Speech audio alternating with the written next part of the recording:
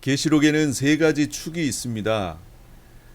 첫 번째 축이 본 것, 지금 있는 일, 장차될 일이라고 하는 큰 축으로 되어 있어요. 이게 계시록의 첫 번째 축이에요. 전체 흐름을 이렇게 보셔야 됩니다. 그 다음 두 번째 축은 장차될 일이 7인 7나팔 7대접이라고 하는 순서로 기록되어 있다라는 거죠. 그리고 세 번째 축은 뭐냐면 이 각각 7인 인 나팔 대접이 본경 삽경이라고 하는 순서로 되어 있다. 그러므로 이 큰 축을 놓치고 성경을 계시록을 보시면 상당히 막 혼란스러울 거예요. 이게 무슨 얘기인가, 어디 부분인가 막 이렇게 혼란스러우실 텐데, 이 축을 알고 보시면 이게 어느 부분에 해당한다라는 것이 나오게 됩니다. 그러니까 이거를 7개의 등분으로 이렇게 자르시면 안 된다, 그 얘기예요. 그걸 자르게 되면 그러면 이제 계시록이 동강동강 나버린다. 이렇게 되면 큰일 납니다. 정말로 큰일 납니다. 자, 요것이 이제 계시록의 세 가지 축이다라고 설명을 드렸어요. 그다음 그 중에 이인 사건 같은 경우는 책의 목차와 같은 역할을 한다.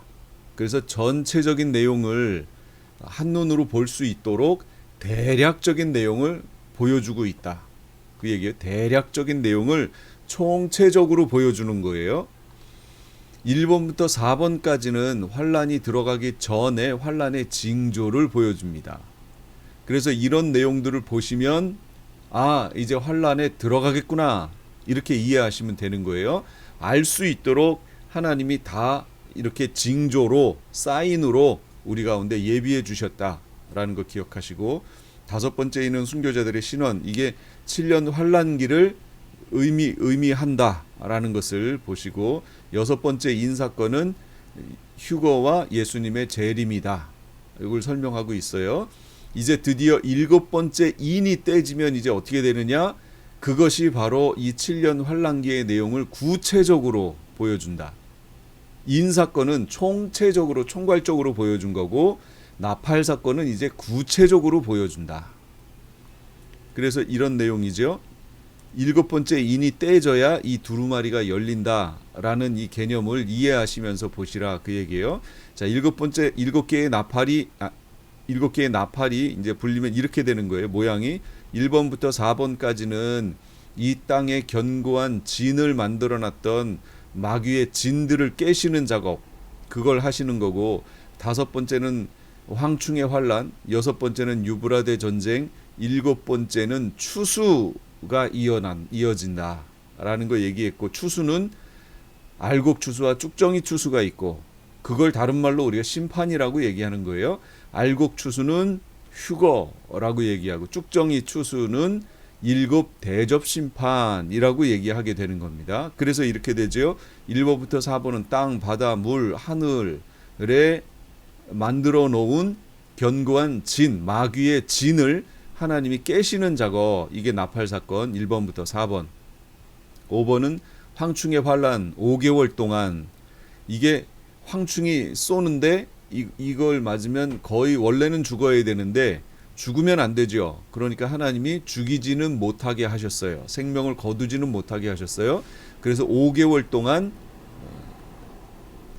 음부와 낙원의 문이 닫혀집니다 라고 얘기했죠.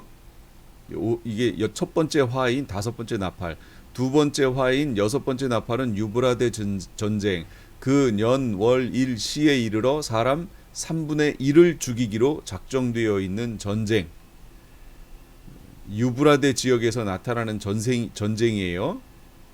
그러니까 중동 전쟁이겠죠. 유브라데 전쟁이 되니까, 그 지역에서 벌어지니까요. 그 다음에 일곱 번째 나팔은 알곡 추수와 쭉정이 추수 두 개가 있고, 휴거, 일곱 대접 심판. 그래서 이 내용들을 우리가 다 봤어요. 다 봤습니다, 지금. 그래서 제가 정리한 거예요. 오늘은 무슨 내용을 할 거냐면, 재림, 천년왕국, 그 다음에 이거는 시간이 되면 제가 하도록 하고, 그렇지 않으면 그냥 넘어갈게요. 그냥 드린 원고만 보시면 돼요. 그래서 재림과 천년왕국을 위주로 해서 같이 보도록 하겠습니다. 첫 번째, 재림. 이건 19장이에요. 19장 첫째 부분에 이런 내용이 나옵니다. 뭐라고 나오냐면 이 일 후에 내가 들으니 하늘에 허다한 무리의 큰 음성 같은 것이 있어 이르되 할렐루야 구원과 영광과 능력이 우리 하나님께 있도다 이렇게 나옵니다. 그래서 여기에 이 일 후에 내가 들으니 이렇게 나와요. 그럼 이 일 후에는 뭐예요? 1절에 있는 첫 부분에 우리가 지난주에 봤던 것 16장부터 18장 일곱 대접 심판 사건 얘기하는 거예요. 이 대접 심판 사건 후에라는 얘기죠. 그 후에 내가 들으니 하늘에서 음성이 나는 거예요. 그러니까 다른 말로 대접 심판 후에 바벨론 멸망 후에 그런 얘기가 되겠죠. 그러면 바벨론 멸망이고 허다한 무리가 찬양하는 모습이 나오는 거예요. 그럼 여기서 말하는 허다한 무리는 누구냐 그 얘기죠.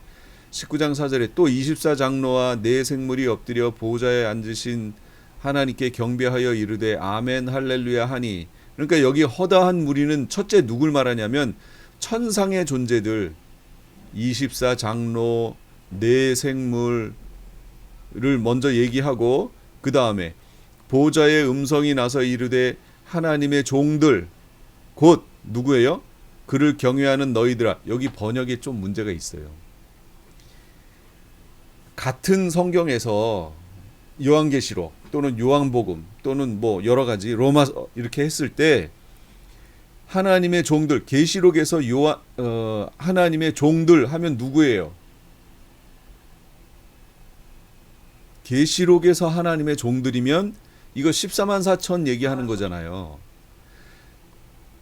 여기서 말하는 이 하나님의 종들도 14만 4천 말하는 거예요. 14만 4천. 그런데 여기서 우리 한글로 번역을 어떻게 냈냐면 곧 그래놨어요. 곧. 그러면서 그를 경외하는 너희들아 이렇게 번역해 놓으면 하나님의 종들이 누구라는 거죠?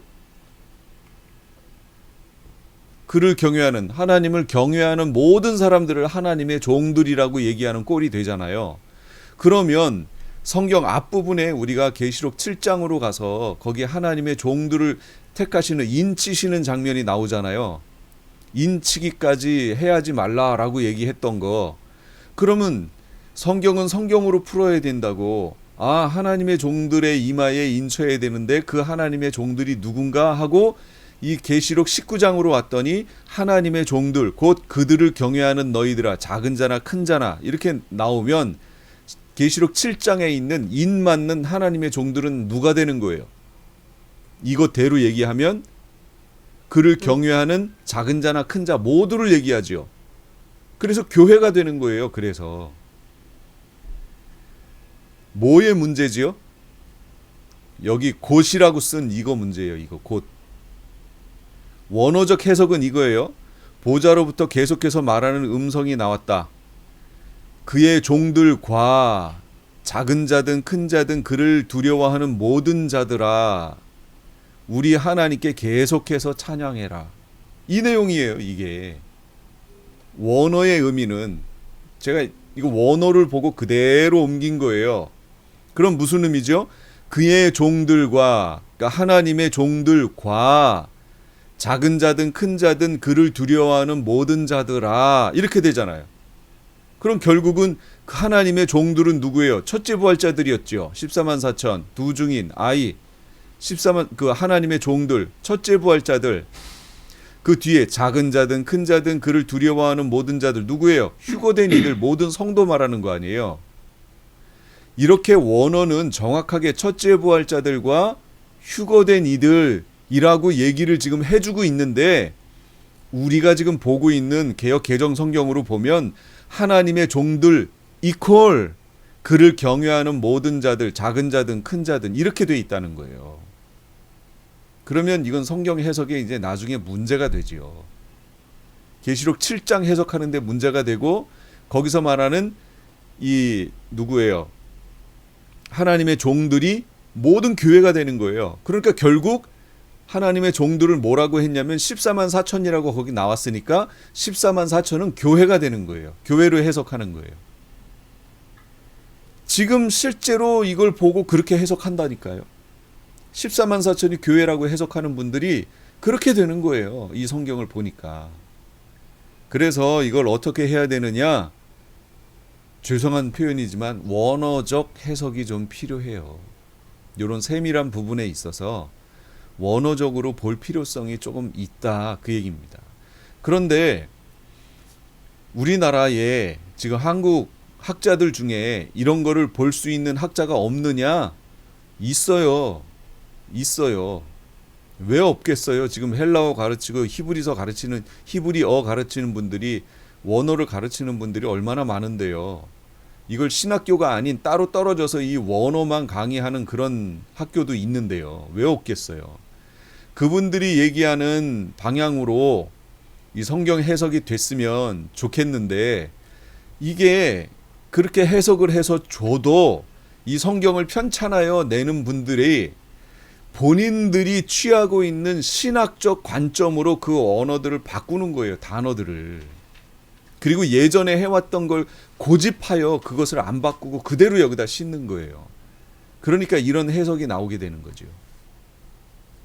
이게 참 안타까워요. 정말로 안타까워요. 그래서 여기 허다한 무리는 누구냐? 천상에 있는 존재들이에요. 첫 번째, 지금 2일 후에 16장 18장 바벨론 멸망 후에, 다시 말하면 7 대접 심판 후에 찬양하는 모습이 나오는데, 그 찬양을 누가 하냐면 허다한 무리가 해요. 그럼 그 허다한 무리가 누구냐 했더니, 첫째는 천상의 존재들이었어요. 24장로, 네 생물, 그 다음에 천사들의 무리겠지요. 그 다음 두 번째는 첫째 부활자들, 첫째 부활에 참여한 자들, 그리고 휴거되어 올라간 이들, 또 모든 성도들이 여기에서 지금 찬양하고 있는 거예요. 그 다음 통치하시도다, 이런 것도요, 죄송하지만 이런 부분이 저는 조금 안타깝습니다. 우리가 갖고 있는 개역 개정, 개역 한글을 개역 개정으로 바꿨는데 세번역이라든지 이런 걸로 옮겨갈 때 이걸 반대했던 무리들 중에 어떤 얘기가 있었냐면, 이게 고어체를 현대어로 바꾸다 보니 어떤 이 언어상의 성경이라 경전이라고 하는 그 권위가 떨어지는 듯한 느낌을 받는다라는 거예요. 현대어로 바꿔놓으니까. 그래서 옛날 성경을 그대로 유지하려고 하는 사람들의 주장 중에 하나가 그거였어요. 그거의 연장선상에서 보세요. 통치하시도다. 이거 현대적 언어 아니죠? 고어적 표현이죠. 그럼 통치하시도다가 무슨 의미예요, 대체? 여러분, 이거 오해하지 마세요. 이 맥주 아니에요. 똑같이 보이겠지만 이거 아닙니다. 여기 지금 이렇게 차예요, 차. 혹시 오해하실 분 계실까봐 안 하시겠지만, 네. 통치하시도다, 이게 무슨 얘기냐면 에바실류센, 동사, 직설법, 과거, 능동태, 3인칭 단수. 그러면 이걸 어떻게 해석하는 거냐면요, 3인칭 단수니까 그가 과거형 능동태 통치하셨다, 그 얘기예요. 그가 통치하셨습니다, 그 얘기를 말하는 거예요. 그럼 누가 통치하셨다는 거지요? 하나님이 통치하셨습니다. 그럼 여기서 말하는 하나님은 삼위 하나님 중에 누구를 얘기하는 걸까요? 아버지가 통치하셨습니다, 그 얘기예요. 아버지가 통치하셔서 7 대접 심판까지 끝냈고, 자, 그 다음 이제 드디어 아들 결혼식 후에 아들에게 이 모든 것, 메시아 왕국을 선물로 주신다는 것을 말하는 거예요. 이 속에 그게 담겨 있다고요. 그럼 이걸 보충해 주는 표현들이 어디 있느냐? 첫째, 누가복음 20장 43절. 내가 너의 원수를 너의 발등상으로 삼을 때까지 내 우편에 앉아 있으라. 사도행전. 내가 내 원수로 내 발등상 되게 하기까지 너는 내 우편에 앉아 있으라. 사도행전 3장. 하나님이 영원 전부터 거룩한 선지자들의 입을 통하여 말씀하신 바, 그러니까 영원 전부터 선지자들의 입을 통하여 말씀하신 게 있대요. 그게 뭐냐? 만물을 회복하실 때까지는 하늘이 마땅히 그를 받아두리라. 만물이 회복되는 것, 이 만물이 회복하실 때가 언제냐? 이게 메시아 왕국, 천년왕국. 그때까지는 어떻게 한다고요? 하늘이 마땅히 그를 받아두리라. 예수님은 어디 있다고요? 성자는 하늘에 있다고요. 그 다음에 히브리서, 그 후에 자기 원수들을 자기 발등상이 되게 하실 때까지 기다리시나니. 누가요? 성자 하나님이. 요한복음 5장, 또 인자 됨으로 말미암아 심판하는 권한을 주셨느니라. 그런데 이 심판하는 권한이 언제 행사돼요? 만물을 회복하실 때. 그래서 이 그림이 나오는 거예요. 이 그림을 잘 기억해 두세요. 자, 7년 환란이에요. 지금 구약에서부터, 자, 에덴부터 갈게요. 에덴을 창설하셨어요. 죄 짓기 전이에요. 그 다음에 죄를 지은 후 구약이 흘러갑니다. 옛 언약이 흘러가겠지요. 그러다가 예수님의 초림이 있었어요. 이때부터 언약이 갱신됐지요.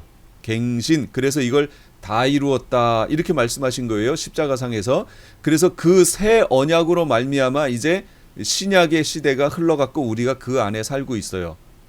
이걸 다니엘을 장차라고 얘기를 했던 시대예요. 70일의 예언 중에. 자, 이렇게 흘러가다가 7년 환란이 옵니다. 7년 환란 끝부분에 예수님이 재림하시기 바로 직전에 무슨 일이 벌어지냐면 7 대접 심판을 행사하고 왕 통치하셨도다. 통치하시도다. 그 통치하셨도다. 그가 통치하셨다. 누가요? 성부 하나님이, 아버지가 여기까지 통치하셨다. 그 얘기 말하는 거예요, 지금. 그 다음 우리가 놓치지 마세요. 그 다음 뭘 놓치지 마셔야 되냐면, 자, 계시록 10장 뒤로 가면 7째 천사가 나팔을 불려고 할 때 하나님이 그의 종 선지자들에게 전하신 복음과 같이 하나님의 비밀이 이루어지리라 그랬죠. 언제요? 7째 천사가 소리내는 날 그렇게 된다고 그랬어요. 그러면 7째 천사가 소리냅니다. 이제 뒤에 가서 어디 있을까요? 예, 7째 천사가 나팔을 불었어요. 그럼 이제 하나님의 비밀이 이루어져야죠. 뭐예요? 하늘의 음성이 나서 이르되 세상 나라가 우리 주와 그리스도의 나라가 되어 그가 세세토록 왕노릇 하시리로다.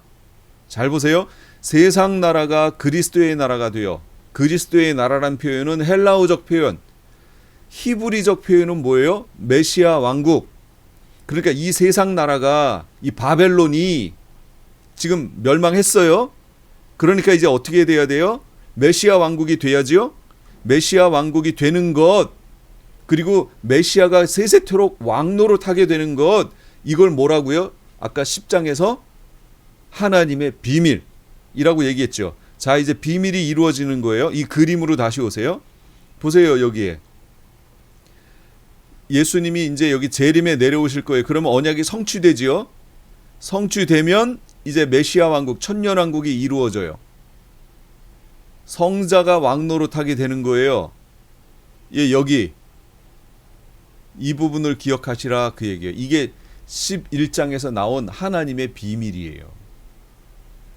구약은 제가 구약에는 천국 얘기 없다고 그랬죠. 구약에는 천국 얘기 없어요. 메시아 왕국 얘기만 있어요. 메시아 왕국. 그럼 메시아 왕국 나올 때 제가 다시 말씀드릴게요. 메시아 왕국 얘기 나올 때, 자, 통치하시리로다. 이거 하실 것입니다. 그 얘기예요. 하실 것입니다. 메시아가 통치하실 것입니다. 그래서 메시아가 통치하시잖아요. 그래서 메시아 왕국이에요. 이것이 지금 우리는 여기 살고 있지만 7년 환란을 거치고 나면 메시아 왕국이 온다는 것, 이것이 구약에서부터 계속해서 전해졌던 하나님의 비밀이라는 거죠. 그러니 이 비밀을 지금이 천년왕국이라고 해석을 하면 이건 말이 안 된다는 거예요. 이 말이 안 되죠. 성경 어디를 봐도 원어적으로 자세히 들어가서 보면 지금이 천년왕국이라고 얘기하지 않습니다. 절대로. 그러니까 무천년적 관점을 취하면 성경의 많은 부분이 시각이 닫힌다고 얘기했잖아요. 닫히게 돼 있어요. 그 대표적인 사례가 뭐예요? 이 메시아 왕국에 대한 성경적 해석. 이거 닫혀버렸어요. 없어요. 무천년적 관점을 취하는 분들이 이런 얘기 하실 수가 없습니다. 여기서 통치에 하셨도다, 하시리로다 이런 부분을 해석해 낼 수가 없어요. 또 그러다 보니 예수님의 재림 얘기도 할 수가 없는 거예요. 재림을 강조할 수가 없는 거예요. 강조할 필요가 없어요. 왜 필요가 없을까요? 예수님의 재림과 재림 전과 후가 완전히 달라져야 하는데 크게 달라질 이유가 없는 거예요. 그 무천년적 관점을 취하는 순간. 그 부분에 대해서 명심하세요. 성경에서 지금 이 부분을 정확하게 갈라놓고 있음에도 불구하고 우리는 지금 눈이 가려서 이걸 보지 못하고 있다라는 것, 이걸 기억하시기 바랍니다. 자, 그 다음에 그걸 다시 이제 혼인, 결혼이라고 하는 관점으로 다시 한번 설명할게요. 구약 시대가 흘러갔어요. 끝부분에 하나님이 옛 언약을 주십니다. 율법이죠. 예수님의 초림이 있었어요. 초림이 있은 후에 언약이 갱신됐다고 그랬죠. 새 언약으로 갱신된 거예요. 갱신. 다시 강조합니다. 성취된 게 아니라 갱신된 거예요. 새 언약으로. 그래서 이때부터는 이제 그 갱신된 언약으로 주님 앞에 서는데 이걸 뭐라고 표현하냐면 성령을 약혼의 보증으로 주심. 무슨 얘기예요? 그리스도와 약혼하는 거예요. 지금 우리는 그리스도와 약혼한 겁니다. 결혼식 안 했어요. 안 했어요. 이걸 결혼식 했다고 가르치는 교회가 있어요. 지금도 많은 교회가. 그 중에 여기에 이 LA에 아주 큰 교회가 지금 그렇게 가르치고 있어요. 이게 무천년 소리 됩니까? 예, 그게 무천년이에요. 네. 지금 우리가 혼인했다는 거예요. 그리스도와. 그럼 제가 질문하는 거죠. 언제요? 언제 혼인했지요? 언제 결혼식했지요? 약혼한 거예요. 약혼. 그러니까 이걸 전체적으로 봐야 돼요.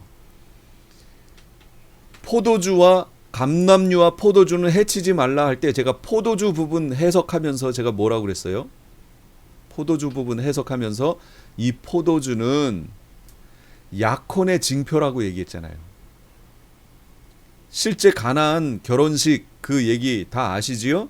그걸 통해서 이 포도주를 마시는 순간 신랑 될 사람이 제시한 그 포도주를 신부감이 마시는 순간 저는 이 사람을 신랑감으로 맞이하겠습니다. 받아들이겠습니다. 라는 그런 의미가 된다고 그랬죠. 그러므로 포도주를 마시는 순간 둘은 약혼하게 되는 거예요. 혼인을 약속하게 되는 거죠. 그 후로 신랑이 아내를 두고 이제 신부감을 두고 집으로 돌아가서 약 1년 정도 둘이 살 집을 장만해요. 그 다음에 다시 돌아옵니다. 그 돌아올 때가 밤중이에요. 밤중쯤에 돌아와서 신랑과 함께 그 친구들을 그 혼인잔치로 같이 데리고 들어가는 거죠. 이게 성경에 있는 내용하고 똑같다니까요. 이게 이스라엘만 그런 게 아니에요. 지난주에 지금 여기 안 들어오셨는데 여기 들어오시는 분 중에 이티오피아 선교하시는 분이 계세요. 그분이 여기에 오셨고 저희 교회에 오셔서 말씀을 증거하셨어요. 그런데 그쪽에 있는 이슬람 쪽에 있는 사람들에게 지금 복음을 전하고 계신데 거기와의 접촉점을 찾고 계셨는데 그거 혼인 예식이라는 것을 찾아내신 거예요. 지금 제가 설명했던 그거예요. 똑같아요. 이슬람에서 그렇게 혼인식을 하고 있어요. 그럼 하나님이 왜 그렇게 하도록 거기에 허락하셨을까요? 혼인식을 그렇게 하도록 만드셨을까요? 이게 하나님의 은혜죠. 그들 문화 속에 하나님의 말씀을 담아 놓으신 거예요.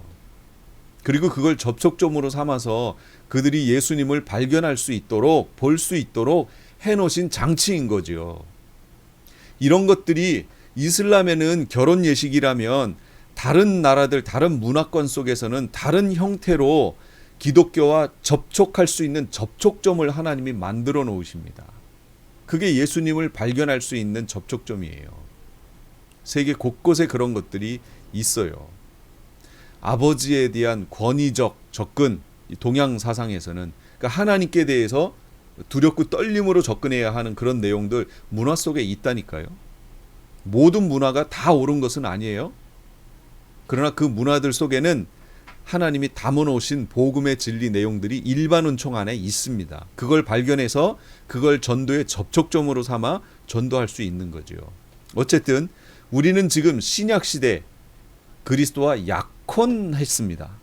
그리고 예수 7년 환란 후 예수 그리스도가 재림하시면 그때에 우리는 혼인 예식을 하게 됩니다. 그래서 성경에서도 이제 조금 이따 보겠지만 혼인 기약이 이르렀다고 얘기하잖아요. 혼인 기약이 무슨 뜻이에요? 약속한 날짜가 이르렀다. 이제 와서야 혼인 예식을 하는데 지금 이미 혼인을 했다고 하는 분들은 대체 어떤 성경을 보시는 거냐 그 얘기죠. 참 안타까운 거예요. 본인들의 교리로 성경을 다시 쓰고 있는 거죠.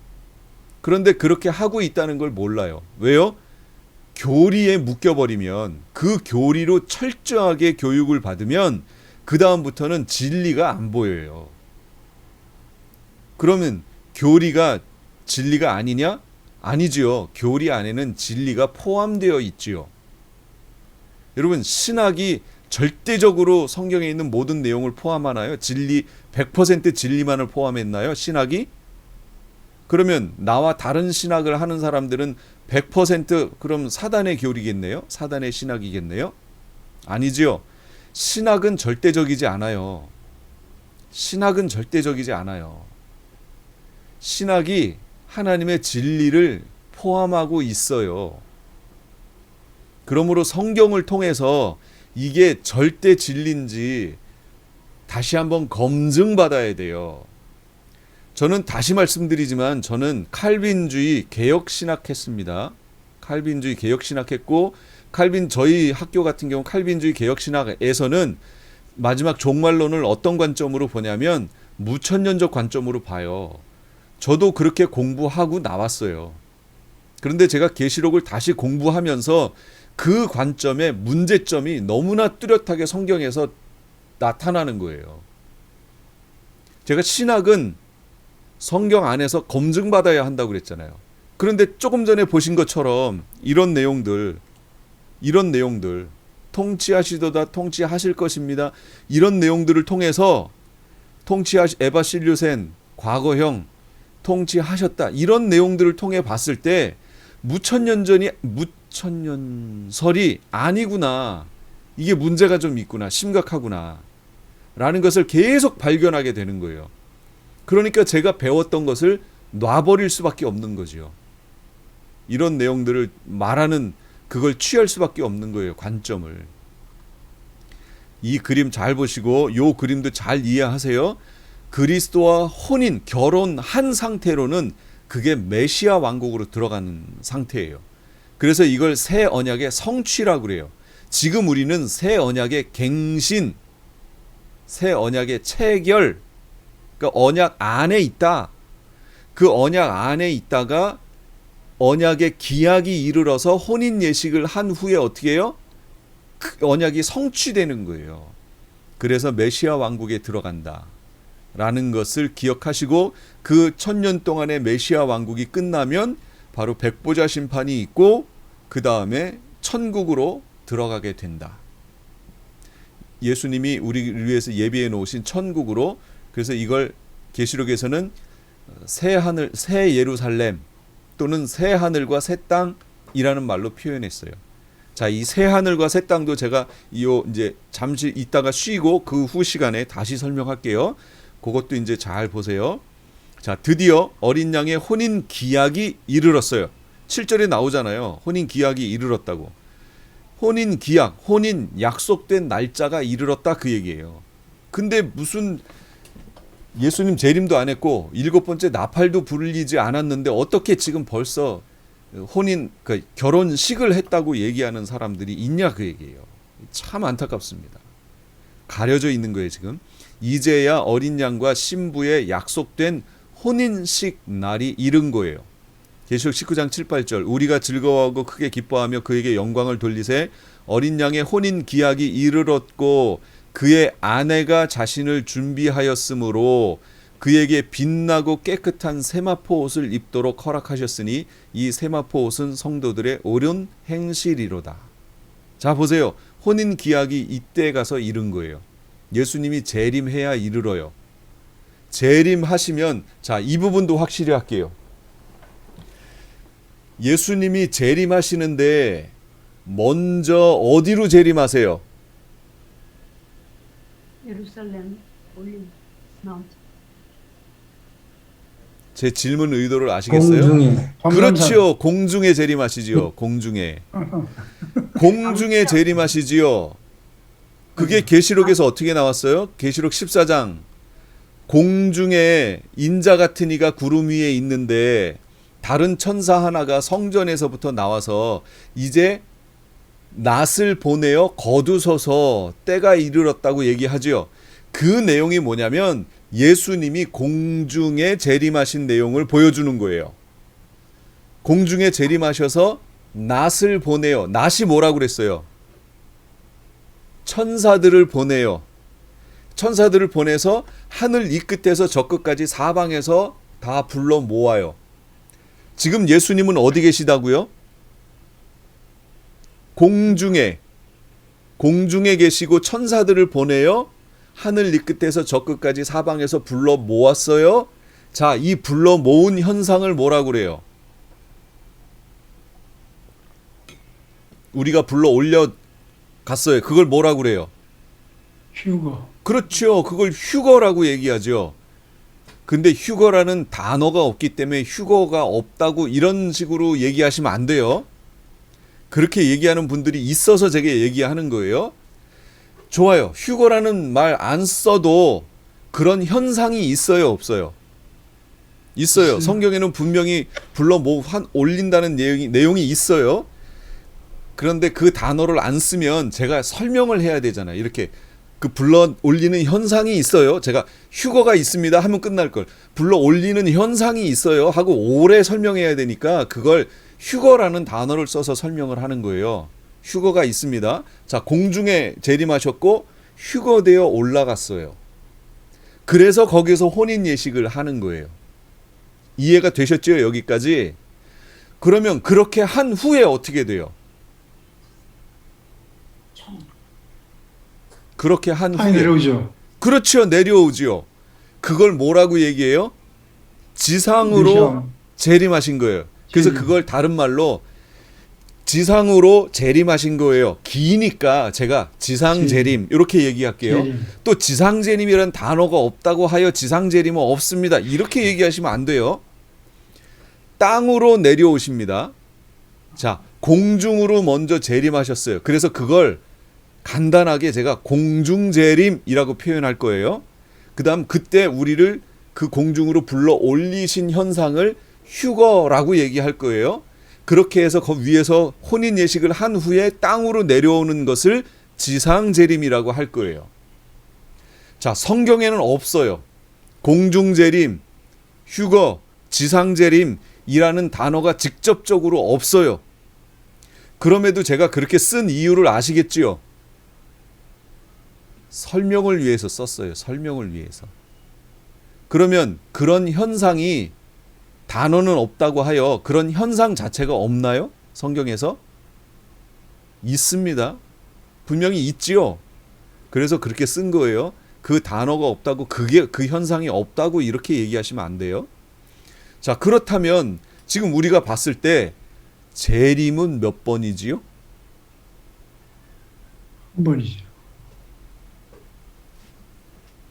재림에는 그러면 종류가 어떻게 돼요? 근데 공중에 오는 걸 공중 재림 두 번이죠. 그렇죠. 두 번이지요. 초림하고 아니죠. 재림이잖아요. 재림. 초림은 재림이 아니죠. 재림. 그렇죠. 재림은 무슨 재림 있어요. 공중 재림, 지상 재림. 그렇죠. 공중 재림, 지상 재림이 있지요. 예, 제가 편의상 만들어 놓은 말이지만 공중 재림, 지상 재림 두 개로 말할 수 있지요. 분명히 두 개의 성격이 다르지요.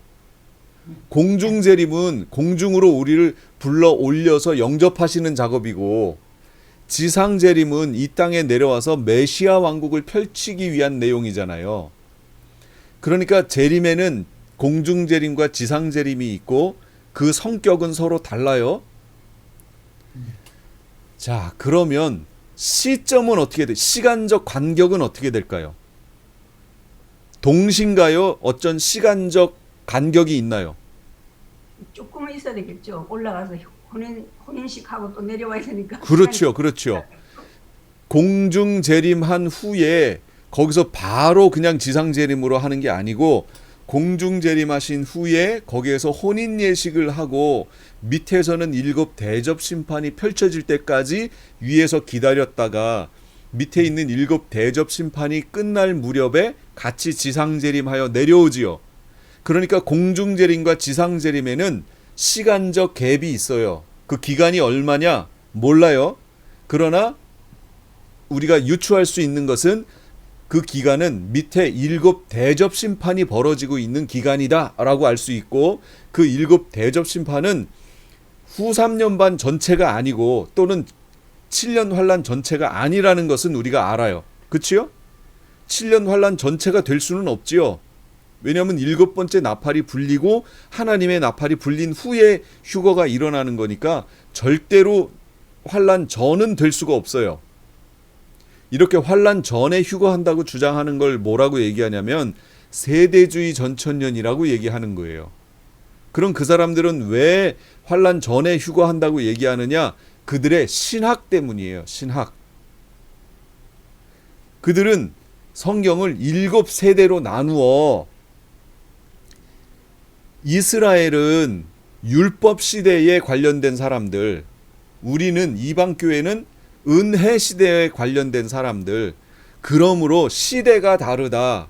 그래서 구원하는 방법이 다르다. 그러므로 환란이 왔을 때 이미 은혜 시대에 있던 우리는 교회는 먼저 휴거되어 올라가고, 이제 7년 환란은 이스라엘과 관계되어 있는 시간이다 라고 해석하는 거예요. 그렇기 때문에 우리는 환란 전에 교회는, 이방 교회는 휴거한다라고 얘기하는 겁니다. 이게 세대주의적 관점이에요. 잘못됐어요.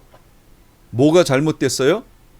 이스라엘과 우리 이방 교회를 분리한 게 잘못됐어요.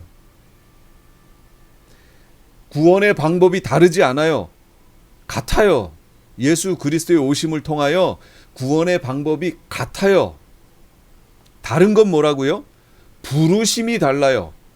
여러분, 지금 여기에도 목사도 있고 선교사도 있고 장로님도 계시고 일반 집사님도 계시고 일반 성도님도 계시잖아요. 권사님도 계시고. 부르심이 달라요.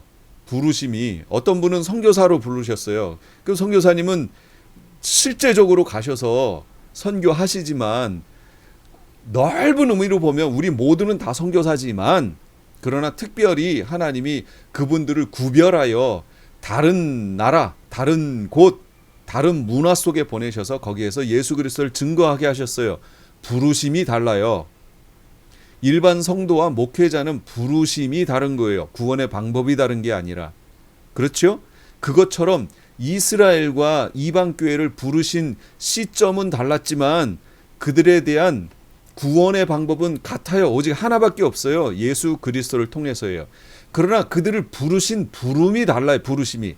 이스라엘을 부르신 부르심은 그들을 통하여 예수 그리스도가 증거되게 하시는 방법이었고, 그리고 그들을 인류 역사의 시간표로 세우신 거예요.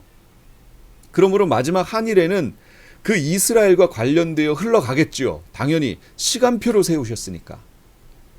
그럼에도 불구하고 이방 교회는 그 시간 안에 살면서 예수 그리스도를 통하여 구원 얻는 거예요. 그리고 하나님이 불러 올리십니다.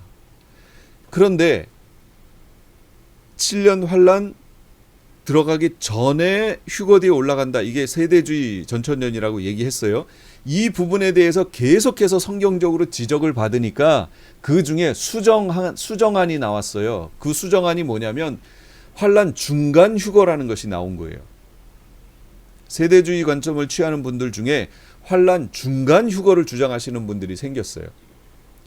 환란 중간 휴거를 주장하시는 분들의 내용이 뭐냐면 지금 제가 설명했던 그 전체적인 내용 속에 내용 중에 7번째 나팔을 저는 환란 중간이 바로 유브라데 전쟁을 일으키는 6번째 나팔이라고 얘기했고 7번째 나팔은 환란의 끝부분이라고 설명을 했잖아요. 그런데 환란 중간 주장하시는 분들은 뭐냐면 그 7번째 나팔이 7년 환란의 중간에 불리게 된다라고 주장하는 분들이에요. 그래서 전 3년 반 동안에는 나팔 사건 전체가, 그 다음에 후 3년 반 동안에는 이인 사건이 불린다, 떨어진다, 이 내용을 주장하시는 거예요. 그렇게 얘기하게 되면 환란 중간 휴거를 얘기하게 됩니다. 해석이 되게 돼요. 그런데 제가 보는 관점에서는 그게 아니라고 얘기했잖아요. 그러니까 왜 아니냐? 여러분 대접사건 보셨잖아요. 대접사건 부어지는 그 내용들을 이렇게 보시면 물들의 근원에다가 대접을 쏟았어요. 세 번째예요. 물들의 근원에다 대접을 쏟아서 그걸 피로 만들어 버렸어요. 두 번째는 바다에 쏟아서 바다가 다 피가 돼서 거기 있던 생물이 전체가 다 죽었어요. 이인 사건은 4분의 1이고 나팔 사건은 3분의 1이고 대접 사건은 전체였잖아요. 그러면 전체적 재앙이 벌어져서 바다에 있는 모든 생물이 죽었고 세 번째인 물 근원에 물에다가 쏟아서 그 물을 마시는 사람마다 다 죽게 만들었어요. 그럼 전체적인 물이잖아요. 이 지구상에 있는. 그럼 지구상에 마실 물이 없는데 어떻게 후 3년 반, 3년 반이라는 기간을 사람들이 살아낼 수 있냐 그 얘기예요. 살 수 없어요. 그러니까 그 대접 사건은 아주 짧은 기간의 사건이다. 그래서 이걸 다니엘서 마지막 12장의 내용과 맞물려 보면 이것이 바로 1290일을 얘기한다. 후 3년 반은 1260일이고 1290일에 이르는 사람들이 있다. 그건 뭐예요? 그 30일 기간이 바로 대접 심판 사건이다 라고 보는 거예요. 그러므로 휴거는 언제 있느냐? 7년 후반 부분에 있다. 끝부분에 있다 라고 해석할 수밖에 없다는 거죠. 자, 그렇게 되면 우리의 휴거는 7년 환란의 끝부분에 있게 된다. 어린 양 혼인 기약이 그때 이루어지고 예수님이 그때 오시니까, 그래서 우리는 약 30일 정도 위에 가 있다가 혼인 예식하고 밑으로 내려오게 되고, 그러므로 재림은 공중 재림과 지상 재림 두 개가 나오게 된다. 그런데 이제 무천년적 관점을 취하는 분들 중에는 이렇게 지적하는 분들이 있어요. 무슨 예수님의 재림이 두 번이냐? 성경 어디를 봐도 예수님의 재림이 두 번이라고 얘기하는 곳은 없다. 이렇게 얘기하는 분들이 있어요. 신약 앞에 복음서의 부분 이런 데를 보세요. 두 번 재림한다는 얘기가 어디 있느냐? 이렇게 얘기해요. 여러분, 두 번 재림한다는 얘기가 성경에 있나요? 있지. 예수님 다시 오신다고 그러셨잖아요. 요한복음. 아, 예수님이 다시 오시는데 재림 얘기하는 거예요. 두 번 재림하신다는 내용이 성경에 있나요?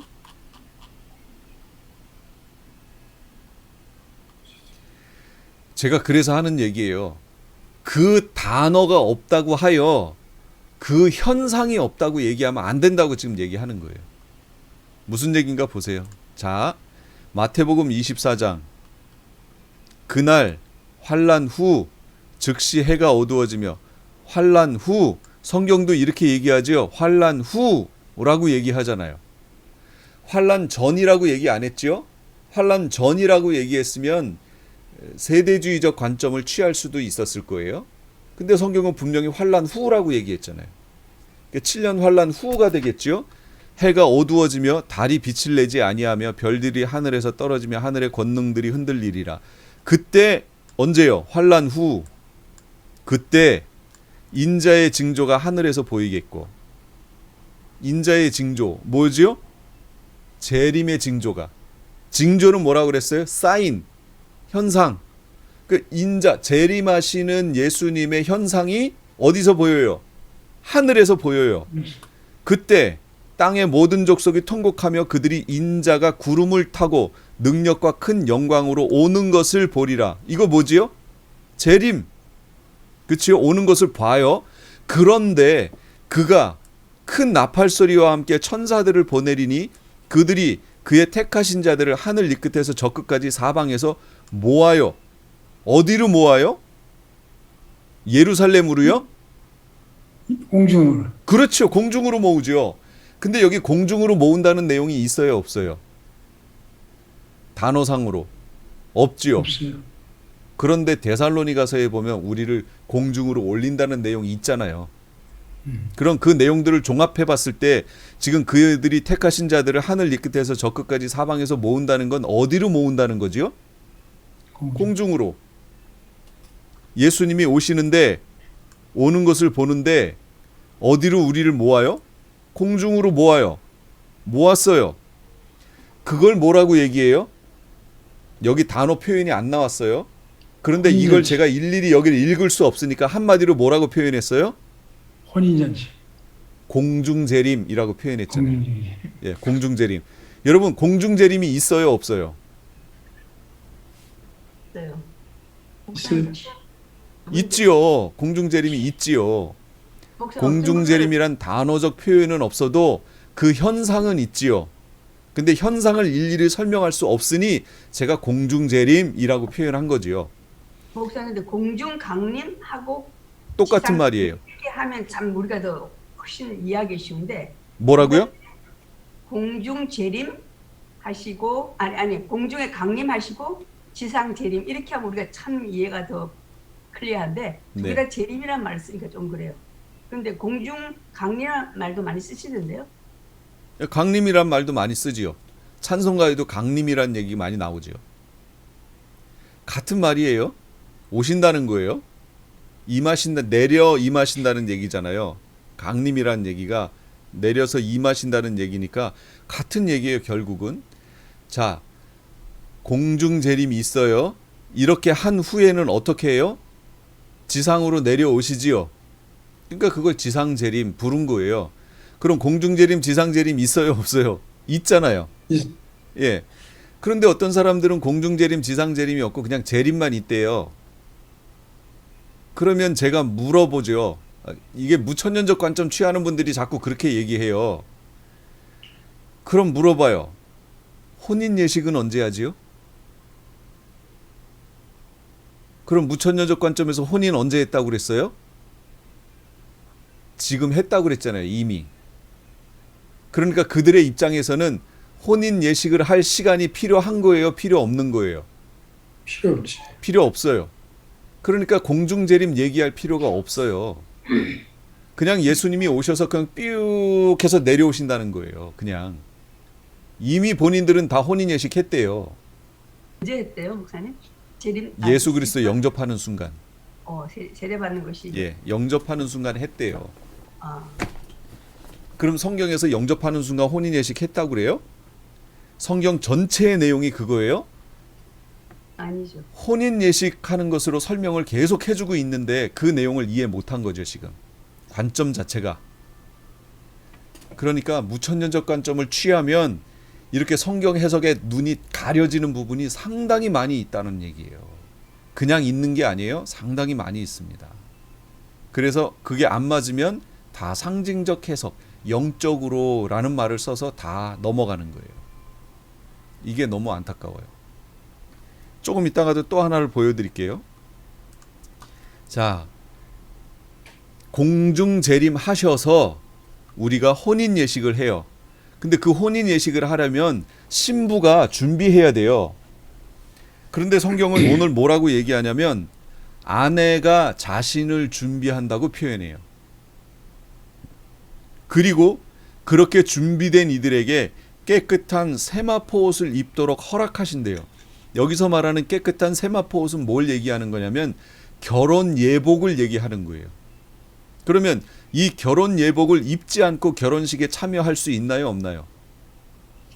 못해요. 그래서 예수님이 이걸 성경에서 이렇게 표현한 거예요. 예수님이 오셔서 비유로 얘기하시다가 혼인 예식에 사람들을 초청해서 막 왔는데 그 혼인 예식에 왕이 나가서 봤더니 예복을 입지 않고 들어온 사람을 하나를 발견했다는 거지요. 그래서 그에게 묻는 거예요. 형제여, 그대는 어찌하여 예복을 입지 않고 여기 들어왔는가? 그랬더니 성경에서 우리 옛날 개역 한글은 뭐라고 하냐면 유구무원이언을 이렇게 나와요. 유구무원이 뭐예요? 입이 있으나 말을 할 수가 없다는 얘기죠. 그러니까 그가 말을 못해요. 그랬더니 명령을 내리기를 이 수족을 묶어 바깥 어두운 데 쫓아내라고 얘기합니다. 그럼 바깥 어두운 데 쫓겨난 거기가 천국이에요, 지옥이에요? 거기서 슬피 울며 이를 갈미 있으리라. 어디예요? 지옥이죠. 아니 천국에 가서 슬피 울며 이를 갈 수가 있나요? 말도 안 되죠. 그러니까 예복을 입지 않고 들어가면 안 돼요. 그런데 이 예복은 이때 가서 입도록 허락하시는 건데 이 예복을 가만히 봤더니 이 세마포 옷은 성도들의 옳은 행실이로다 이렇게 나와요. 옳은 행실. 그러니까요. 여러분, 예수 그리스도를 영접하고 하나님의 자녀가 된 사람들이 이제 신랑 될 그리스도와의 메시아와의 결혼식을 준비하려면 그걸 우리가 아내가 스스로 준비하는 거, 우리가 스스로 준비해야 되는데 어떻게 준비하는 거냐? 옳은 행실이라는 거예요. 그러면 신앙생활과 신앙과 삶은 옳은 행실이라고 하는 그 삶은 뗄 수 있는 건가요? 뗄 수 없는 건가요? 절대로 뗄 수 없습니다. 절대로. 그런데 지금 우리가 성경을 통해 어떻게 가르치고 있지요? 복음이라고 얘기하면서 예수 그리스도를 영접함으로 구원 얻는다. 오직 믿음으로 구원 얻는다고 얘기하며 마치 율법 폐기론처럼 교회에서 지금 강조되고 있지 않아요? 은연중에. 여러분 이거 되게 중요한 얘기예요. 지금이요. 이게 왜 그러냐면 교회 안에서 구원은 예수 그리스도를 믿음으로 얻는데요. 믿음으로 오직 믿음으로 얻는데요. 이걸 너무 강조하다 보니까 교회 안에서 약화된 내용이 있어요. 뭐가 약해졌어요? 삶이 약해졌어요. 삶이. 예, 행위라고 하는 에르곤이라고 하는 그 행위가 약해졌어요. 바울 서신을 잘못 이해한 거예요. 바울이 말하는 그 에르곤이라는 관점을 잘못 이해한 거예요. 이거는 제가 심화 과정에서 다시 강조를 할게요. 우리가 지금 현대에 있는 교회가 강조해야 될 에르곤 행위라는 단어는 누구의 행위를 갖다가 써야 되냐면 야고보가 말하는 행위를 갖다 써야 되는 거예요. 바울이 말한 행위를 말하면 안 돼요. 그건 지금 우리하고 상관이 없어요. 그건 복음이 전해지는 유대 사회에서의 복음이 전해지는 과도기적 현상에서 나타난 현상이에요. 지금 우리가 얘기하는 건 야고보가 말하는 행위를 얘기해야 되는 거예요. 이걸 처음에 누가 이해를 못했냐면 루터가 이걸 이해를 못했습니다. 루터가 종교개혁을 하면서 고행을 하고 참선을 하고 뭘 하고 해서 본인이 구원을 얻는다라는 그 생각을 가지고 있었어요. 그래서 계단을 무릎으로 오르고 이런 고행을 해도 구원에 대한 어떤 확신이 본인에게 없었는데 로마서를 읽다가 아하, 오직 의인은 믿음으로 말미암아 사는구나, 내 구원은 믿음으로 이루어지는 것이구나를 깨달은 후에 종교개혁이 일어났지요. 여기까진 좋았는데 루터가 그 관점을 가지고 성경을 읽다가 야고보서에 왔어요. 야고보서에는 뭐가 기록됐지요? 오직 믿음이 아니라 행함으로라고 나오잖아요. 행함이 없는 믿음은 죽은 믿음이다 이렇게 나오죠. 그러니까 그 루터는 초창기에 야고보서를 뭐라고 불렀냐면 지푸라기 서신이다 이렇게 불렀습니다. 지푸라기가 뭐예요? 가치 없다 그 얘기예요. 가치 없다, 하찮다. 그러니까 야고보 서신을 아주 하찮은 서신으로 본 거예요. 왜요?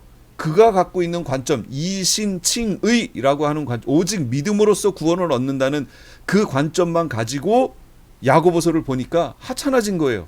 이건 자기의 주장하는 내용에 거스르는 내용이지요. 그런데 나중에 가서는 이 야고보서의 내용을 인정합니다. 여러분, 이 과정을 지금 현대 이방교회가 똑같이 취하고 있어요. 지금 이신칭의가 맞아요. 그러나 부족해요. 이신칭의가 맞지만 부족해요. 성경에 있는 내용을 100% 설명하지 못해요. 오직 믿음으로써 의롭다함을 얻지만 그 후에 행위가 따라오지 않으면 그 믿음은 헛것이에요. 그거 말하는 거예요. 우리의 구원이 오직 믿음과만 관계 있다고요? 그래서 계시록 2장 3장이 중요하다고 제가 얘기하는 거예요. 여러분, 계시록 2장 3장 가보세요. 내가 내 믿음을 아노니 믿음으로써 구원을 얻나니 이런 내용 없어요. 내가 내 행위를 아노니 이렇게 지적하지요. 제가 지금 말씀드리는 이 관점으로 신약 성경 복음서의 내용을 한번 다시 읽어보세요. 복음서의 내용을 읽어보시면 예수님이 행위를 얼마나 강조했는지 여러분 아실 거예요. 나더러 주여 주여 하는 자마다 다 천국에 가는 것이 아니요 다만 내 아버지의 뜻대로 행하는 자라야 들어가리라 그러잖아요. 그런데 우리는 바울이 얘기한 내용마저도 곡해한 거지만 그 내용 중에 이신칭의만 쏙 빼가지고 구원의 교리라고 받아들이고 행위라는 부분은 마치 지푸라기처럼 하찮게 여겨왔던 거예요. 이게 현대 교회의 문제예요. 제가 계시록을 하면서 깨달은 게 바로 그거라는 거죠. 그래서 제2의 종교개혁이 일어나야 한다고 하는 이유가 그거예요. 교회 안에서 행위가 얼마나 중요한데 이 행위를 마치 빌립보 교회에 있는 것처럼, 무슨 얘기냐면 빌립보 교회에는요 2가지 형태의 이단이 있었어요. 첫 번째는 갈라디아 교회에 왔던 이들, 예루살렘으로부터 가만히 왔던 이들, 누구예요? 너희가 할례를 받아야 구원 얻는다 라고 주장했던 이들, 거짓 메시지 전하는 이들이 있었어요. 할례를 받아야 구원을 얻는다 라고 얘기했던 이들, 바울은 이것 때문에 행위 에르곤을 얘기했던 거예요. 이 부분에 대해서는 심화 과정에서 다시 얘기할게요. 아주 중요합니다. 그리고 두 번째는 뭐냐면 지금 현대 교회처럼 구원은 이신칭의야, 오직 믿음으로 구원 얻는 거야 라고 얘기했던 이들이 있어요. 그러다 보니 이 부류와 요 한 부류와 너희가 할례를 받아야 구원을 얻어 라고 얘기했던 이 두 부류가 충돌을 일으킨 거예요. 할례를 받아야 구원 얻는다 라고 얘기하니까 요 반대편에서 뭐라고 얘기했냐면 오직 이신칭의야, 오직 믿음으로 구원 얻는 거야. 그러다 보니 이 오직 믿음으로써 구원을 얻는 거야 라고 얘기했던 이들 중에 어떤 형태의 신앙의 삶이 나타났냐면 도덕 폐기론자들이 나타난 거예요. 내가 어떻게 살아도 믿음만 있으면 구원을 얻어 라고 얘기하는 이들이 나타난 거예요. 또 하나는 아니야, 할례를 행해야 구원을 얻는 거야 라고 얘기를 하는 이단이 하나가 또 나타나요. 그래서 이 두 개의 이단들이 다 잘못됐다고 지적하는 게 빌립보서 내용이에요. 뭐라고 지적했어요? 너희가 두렵고 떨림으로 너희 구원을 이루라고 지적한 거예요. 두렵고 떨림으로 너희 구원을 이루라 라고 얘기하는 거예요. 그런데 믿음으로써 구원 얻는다는 이들은 뭐라고 얘기해요? 아니 저는 믿음으로 이미 구원이 완성됐는데요? 이렇게 얘기하는 거예요. 바울은 그들에게 뭐라고 해요? 두렵고 떨림으로 너희 구원을 이루라. 명령형, 현재형 명령형이에요. 그러면 헬라어에는 3가지 명령형, 과거형 명령, 현재형 명령, 완료형 명령 3가지가 있는데 현재형 명령은 어떻게 하는 거라고 그랬어요? 계속해서 진행의 의미가 있다고 그랬잖아요. 그러니까 너희가 구원을 계속해서 이루어 가야 돼 라고 지적한 거예요. 그랬더니 믿음으로써 구원을 얻는다고 얘기하는 현대 교회의 이방 교회가 이걸 어떻게 해석해 버렸냐면 바울의 그 얘기를 그거는 성화를 얘기하는 거지 라고 해석하고 끝내버리는 거예요. 우리의 구원은 이미 믿음으로써 칭의를 얻었어. 끝났어. 하나님의 자녀로 바뀌었어. 신분이. 그 다음부터는 이제 성화지 하고 빌립보서 2장에 있는 그 부분 두렵고 떨림으로 구원을 이루라는 걸 해석해 버린 거예요. 여러분, 칭의와 성화는 뗄 수 없는 거예요. 칭의와 성화를 분리하는 순간 성화는 이루어질 수 없어요. 그러니까 칭의는 과거에 예수 믿을 때 한 번으로 끝나는 게 아니고 지금 이 순간에도 여전히 칭의를 가지고 성화가 시작되는 거예요. 이루어지는 거예요. 이걸 뗄 수 없는 겁니다. 이 부분은 제가 심화에 가서 다시 얘기할게요. 이게 너무 중요합니다. 계시록을 하면서 저는 제일 중요하게 여겼던 부분이 바로 이 부분이에요. 그러니까 제가 이렇게 지금 소리를 높여가며 지금 얘기하는데 본질을 얘기 못했어요. 왜냐하면 지금은 그 시간이 아니기 때문에 이건 심화 과정에서 다시 얘기합니다. 분명히 성도들의 옳은 행실이 곧 그들이 입게 될 깨끗한 세마포 옷과 연결되어 있다. 그러므로 구원 얻기 위하여 아내가 자신을 준비하는 것이다. 여기에는 반드시 삶이 들어간다. 삶이 따르지 않으면 예수님이 말씀하신 것처럼 나더러 주여 주여 하지만 구원 얻지 못할 자들이 있다라고 예수님이 지적하신 거, 그 내용 반드시 명심하십시오. 지금 제가 말씀드리는 이 관점을 취해야 여러분 복음서에 있는 예수님의 말씀이 그때서야 이해가 되실 것이고, 그것과 사도 바울의 그 신학적 관점에 괴리가 없이, 이게 틈이 없이 다 이해가 되실 거예요. 그런데 지금 이 관점을 취하지 않고 오직 믿음으로 구원 얻는다는 관점만 가지고 지금 성경을 보신 분들은요, 분명히 복음서의 내용과 바울 서신의 내용이 분명히 그 두 사이에 문제가 생겼는데, 문제가 생겼음에도 불구하고 본인들이 스스로를 위로하면서 거기를 읽고 넘어간 거예요. 다시 한번 강조해요. 복음서의 내용은 야고보가 말하는 야고보서의 내용과 일치합니다. 그럼 야고보의 내용과 바울 서신의 내용을 연결시키려면 뭐가 있어야 되는지를 여러분 찾아내셔야 돼요. 그 해결이 계시록이에요. 그리고 이걸 심화 과정에서 얘기한다고 그랬어요. 이제야 약속의 성취가 이루어지는 거예요. 이 재림이 있어야 성취예요. 그런데 지금 무천년적 관점을 취하면 지금이 약속이 성취됐다고 자꾸 얘기하는 거예요.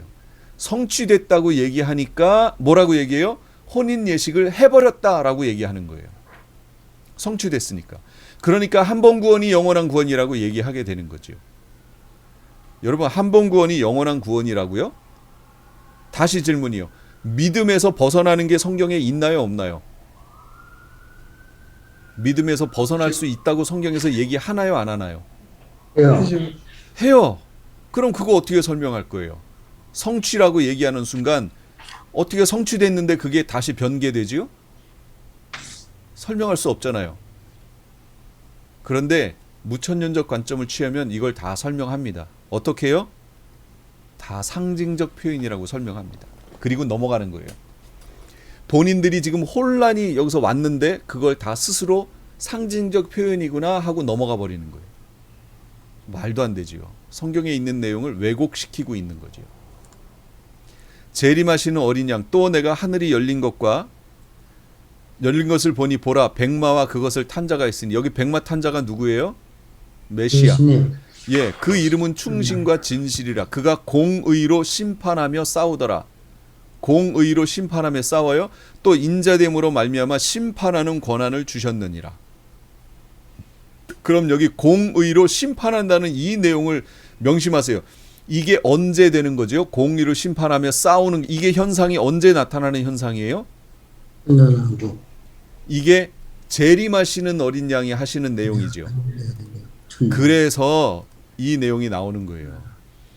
이사야 11장, 이새의 줄기에서 한 싹이 나며 그 뿌리에서 한 가지가 나서 결실하고 그의 위에 여호와의 영, 곧 지혜, 총명, 모략, 재능, 지식, 여호와를 경외하는 영이 강림하시리니 라고 얘기했던 여기가 예수님의 초림이요. 3절부터 5절까지 있는 심판하시고 판단하시고 공의로 가난한 자 심판하고 정직으로 판단하고 세상을 치고 악인을 죽이고 공의로 그 허리띠를 삼고 성실로 그의 몸의 띠를 삼는다고 하는 3절부터 5절까지의 내용은 재림이라고 얘기하는 거예요. 목사님, 그 성경 구절 어디 있어요 지금? 제가 지금 이거를 조금만. 야, 이 내용 좀 꺼주세요. 저 예. 뮤트하고 말씀할 때만 하시고 너무 예. 이 내용이에요. 이새의 줄기에서 한 싹이 나며 그 뿌리에서 한 가지가 나서 결실하고 하는 이 내용, 이건 예수님의 초림이요, 초림에 대한 내용이요. 여기 심판, 판단, 공의, 심판, 판단, 정직으로 세상을 치고 악인을 죽이고 하는 이 내용은 재림이라는 거예요. 그런데 2절하고 3절 요 사이에 아무 구절이 없어요. 지금 시간적으로 보면 벌써 2000년이라는 시간이 벌어졌는데도 불구하고 아무런 내용이 없이 이게 시간이 벌어진 내용이에요. 근데 이사야서에는 이렇게 기록됐어요. 그러니 유대인들이 이걸 읽을 때 이걸 예수님의 오심으로는 알겠는데, 메시아의 오심은 알겠는데 시간이 이렇게 벌어진다는 것은 그들이 모르는 거예요. 깨달을 수가 없는 거죠. 그러다 보니 메시아가 오시면 이렇게 심판하고 판단한다라고 알고 있었던 거지요. 그럼 심판과 판단은 누가 하는 거예요? 왕이 하는 거지요. 그러니까 메시아가 오실 때 왕으로 오신다고 이해하고 있었던 거예요. 유대인들은. 그런데 그렇게 오셨던 예수님이, 그 예수님을, 나사렛 예수를 메시아라고 그들이 알아가고 인정하고 있었고, 예루살렘 입성할 때 종려가지를 깔며 호산나 다윗의 자손이야 하면서 왕으로 메시아로 인정했는데, 그분이 곧바로 들어가자마자 어떻게 됐어요? 저에 돌아가셨어. 잡혀서 빌라도의 법정에 너무도 초라하게 서 있는 거예요. 그 재판 과정을 지켜보고 있었던 이스라엘 유대인 입장에서 봤을 때는 이 말씀하고 안 맞는 거예요. 왕의 모습이 아닌 거지요. 그러다 보니 그들이 초림의 메시아를 놓쳐버렸어요. 유대인 입장에서. 왜요? 원근법을 몰랐기 때문이에요. 계시 문헌이 기록되어질 때 이렇게 원근법으로 기록되어졌다라는 것을 그들은 이해를 못한 거예요. 그럼 우리는 지혜로워서 이걸 안다고요? 아니요. 우리는 이미 이 현상이 나타나 버렸기 때문에 이해하는 거예요. 이미 나타났기 때문에. 그래서 계시문헌의 해석 방법, 제가 그래서 세미나 때 했던 내용들이 얼마나 중요한 내용들을 제가 해놨는지 몰라요. 이건 하다 보면 아실 거예요. 누가 함께 따르는가? 하늘에 있는 군대들이 거길 따라요. 희고 깨끗한 세마포 옷을 입고 백마를 타고 그 뒤를 따라와요. 하늘 군대는 누구인가? 이 사람들은 여자로 더불어 더럽히지 않고 정절이 있는 자라, 어린 양이 어디를 인도하든지 따라가는 자며. 누구 얘기하는 거죠? 14만 4천 하나님의 종들 얘기하는 거지요. 그들이 어린 양과 함께 더불어 싸우려니와 어린 양은 만주해 주시어 만왕의 왕이시며 그들을 이기실 터이요 또 그와 함께 있는 자들 곧 부르심을 받고 택하심을 받은 진실한 자들도 이기리로다. 이건 휴거 뒤에 올라간 이들 얘기하는 거예요. 성도들 얘기하는 거예요. 그 다음 마태복음 16장 인자가 아버지의 영광으로 그 천사들과 함께 오리니. 그러면 이거 지금 여태까지 뭐였죠? 여기서 말한 하늘 군대들은 다 모였어요. 첫째, 천사들의 무리. 두 번째, 14만 4천이라고 하는 순교자의 무리, 하나님의 종들의 무리. 세 번째, 휴거디에 올라갔던 무리들. 같이 내려오는 거죠. 인자가 자기 영광으로 모든 천사와 함께 올 때, 거룩한 천사들과 함께 올 때, 뭐지요? 부르심을 받고 택하심을 입은 자들 플러스 모든 천사들이에요. 같이 예수님하고 재림에 내려오는 겁니다. 재림하셔서 하시는 일이 뭐냐? 만국을 치는 거예요. 다스리고 진노의 포도주 틀을 밟는 거예요. 그 다음에 하나님의 진노의 큰 포도주 틀에 던짐에 그들이 밟히니, 진노의 포도주 틀 밟는 거, 이걸 1급 대접 심판이라고 얘기했잖아요. 심판이에요. 심판. 메시아가 내려오셔서 첫 번째 하시는 게 심판이에요. 그런데 이 심판이 최종적 심판은 아닙니다. 최종적 심판은 언제 하는 거냐면 백보자 심판에서 하는 거예요. 그 백보자 심판을 거쳐 천국과 불못으로 들어가는 거예요. 그건 백보자 심판 때 하는 거고, 이것은 천년왕국 메시아 왕국에 들어가기 직전의 심판을 말하는 거예요. 이것을 땅에서는 뭐라고 하는가? 또 내가 보매 그 짐승과 땅의 임금들과 그들의 군대들이 모여 그 말탄 자와 그의 군대와 더불어 전쟁을 일으키다가, 요걸 뭐라고 얘기하냐면 아마겟돈 전쟁이라고 얘기하는 겁니다. 이 전쟁, 이 심판을 아마겟돈이 여기 얘기하는 겁니다. 요 그림을 잘 보세요. 여기가 예루살렘이에요. 여기가. 사실 이게 약간 이렇게 옆으로 눕혀 있는 거예요. 지금 원래는 제가 지금 그림으로 이렇게 돼 있는 거죠. 제가 지금 거꾸로 돼 있네요. 이렇게 돼 있는데 이것이 이렇게 돼 있어야 돼요. 그림이.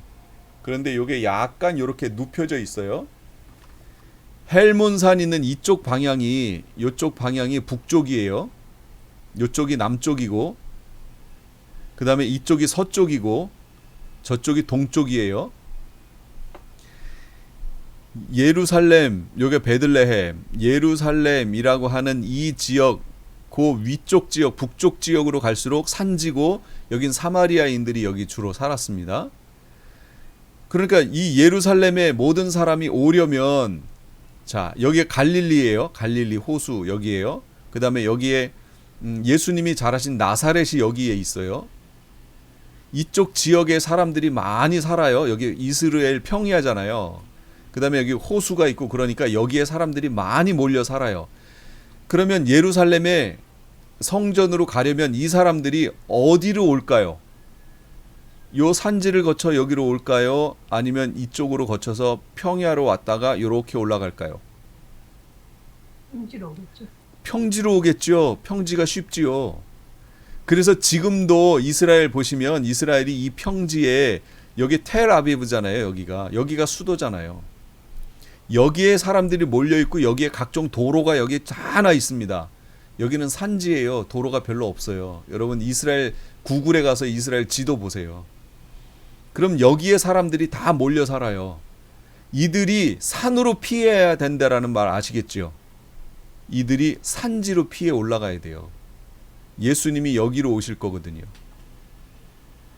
근데 여기 므낫세 산지라고 하는 여기가 뭐냐면 여기가 무기또예요. 여기가 아마겟돈을 말하는 거예요. 아마겟돈. 그래서 이게 무슨 얘기냐면 이 북쪽이나 이 동쪽 지역에서 여기를 거쳐서 이쪽으로 내려가면 이집트가 나와요. 이집트 그 아프리카로 들어가는 길이죠. 그러니까 여기가 이 지역이 뭐냐면 이 아프리카에서 나와서 유럽으로 가든지 아시아로 가려면 반드시 거쳐야 되는 지역이에요. 또 아시아라든지 유럽에서 아프리카로 가려면 반드시 거쳐가야 되는 지역. 이게 요 무기또 요 산지 여기예요. 여긴 산지니까 요 둘 중에 한 군데로 거쳐가야 돼요. 여기 아니면 여기.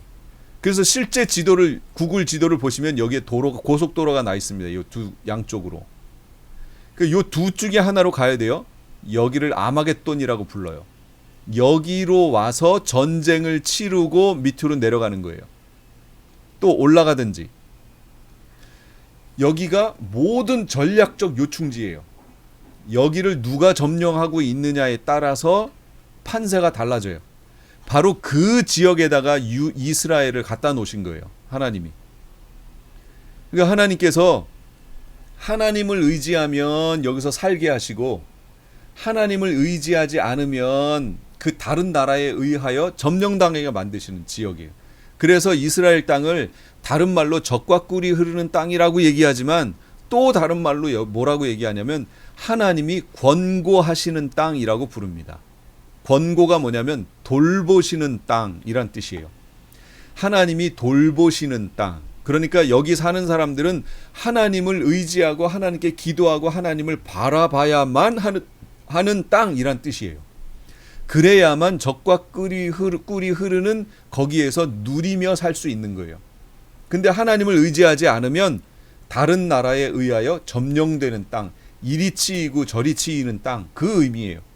그런데 이거랑 비슷한 나라가 하나가 또 있습니다. 어디예요? 요게 우리나라예요. 우리나라.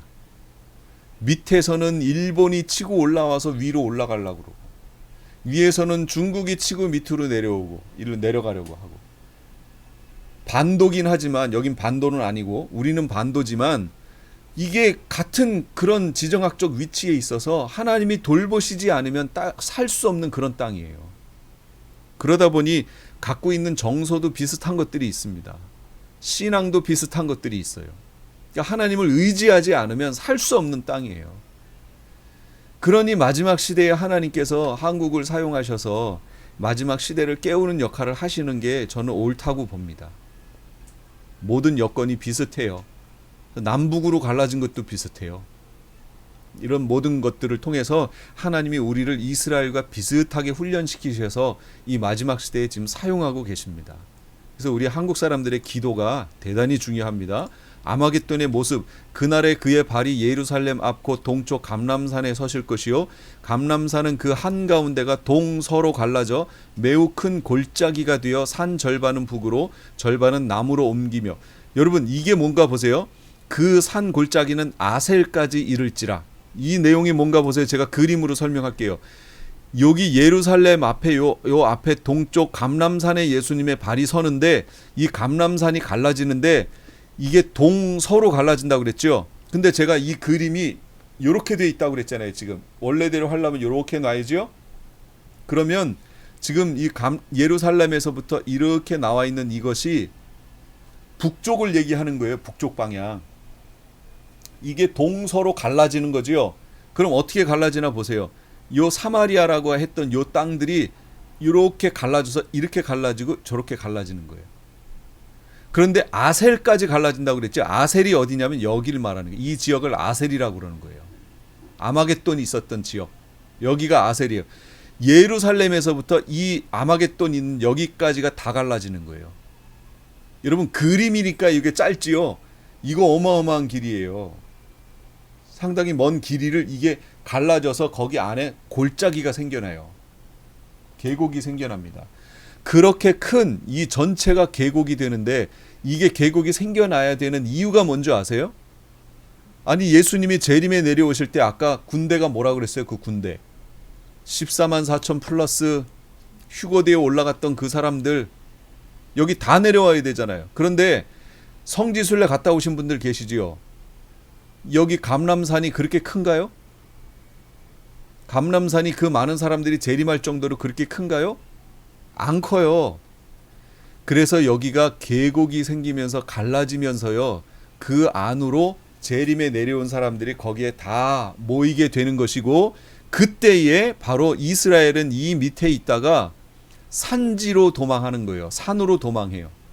그래서 바로 예수님이 재림하시는 그 지역으로 도망해 올라가는 거예요. 마치 어떻게 도망해 올라가요? 지진을 피해 올라가는 것처럼 도망해 올라가라는 거예요. 그래서 성경에서 예루살렘이 군대들에게 에워싸이는 것을 보거든 어떡하라고요? 산으로 도망하라. 그 내용이 그 내용이에요. 산으로 도망하고 예수님이 여기 내려오셔서 여기에서부터 아마겟돈으로 펼쳐져 있는 이 지역에 가셔서 여기를 평정하시는데, 거기를 완전히 그들을 어떻게 하시냐면, 예루살렘을 친 모든 백성을 여호와께서 내리실 재앙은 이러하니라. 곧 섰을 때 그들의 살이 썩으며 그들의 눈동자가 눈구멍 속에서 썩고 그들의 혀가 입 속에서 썩어지고, 그날에 여호와께서 그들을 크게 요란하게 하시니 피차 손으로 붙잡으며 피차 손을 들어 칠 것이며, 이 현상이 이제 그때 나타나게 되는 거죠. 그 위에 또 읽어봐요. 그 산 골짜기는 아셀까지 이를지라. 아까 아마겟돈까지 다 이루어지는 골짜기가, 너희가 그 산 골짜기로 도망하되, 이스라엘에게 지금 얘기하는 거예요.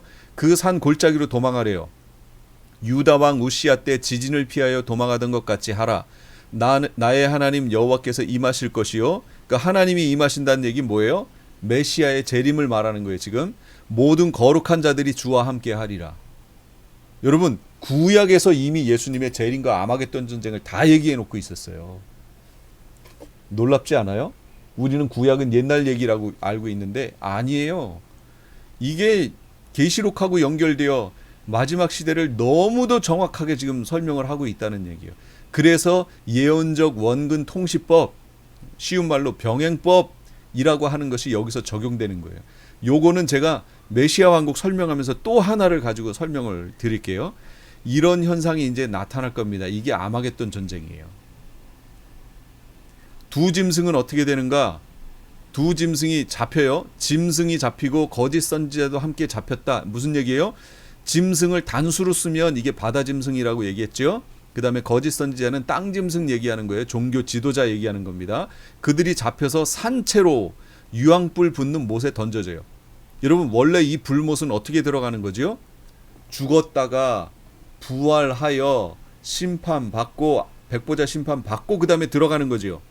그런데 이 짐승들은요, 사람, 바다 짐승과 땅 짐승은 그럴 필요가 없다는 거예요. 백보자 심판 거칠 필요도 없어요. 그 심판 받을 필요도 없어요. 그냥 예수님이 내려오셔서 산채로 잡아서 불못에 그냥 던져버려요. 예수님의 진노가 얼마나 대단했는지 여기 보이시죠? 이들은 그냥 심판 자리에 세우는 것도 안 하셨어요. 왜냐하면 이걸 뭐라고 그러죠? 현장에서 검거된 걸 뭐라고 그러죠? 현행범이에요. 현행범. 예수님에게, 재림하시는 예수님에게 직접적으로 대접했어요. 현행범으로 잡혀서 불못에 그냥 던져 넣으셨어요. 산채로. 용은 어떻게 돼요? 용을 잡으니 곧 옛뱀이요 마귀요 사탄이라 잡아서 1000년 동안 결박하여 무저갱에 던져 넣었어요. 아니, 아까 두 짐승은 불못에 넣는데 용도 불못에 넣으면 끝날 텐데, 여기서 중요해요. 용은 불못에 집어넣지 않고 용은 잡아서 무저갱에 집어넣어 버렸어요. 그리고 1000년 동안 가둬버렸어요. 여러분, 무저갱은 어떤 곳이지요? 무저갱은 누가 잡히는 곳이지요? 타락한 천사들이 들어가는 곳이지요. 낙원과 음부와 무저갱이 있잖아요. 낙원은 성도들이 죽어서 가는 곳이고, 그러니까 영의 상태로 가는 것이고, 음부는 믿지 않는 이들이 죽어서 영의 상태로 가 있는 것이고, 무저갱은 타락한 천사들이 마지막 심판 때까지 갇혀 있는 곳이지요. 근데 이 무저갱이 갇혀 있던 더러운 영들을 다 끄집어 냈었잖아요. 5번째 나팔 황충의 사건 때. 그 비어있는 무저갱에다가 용을 갖다 집어넣었어요. 그리고 1000년 동안 결박했어요.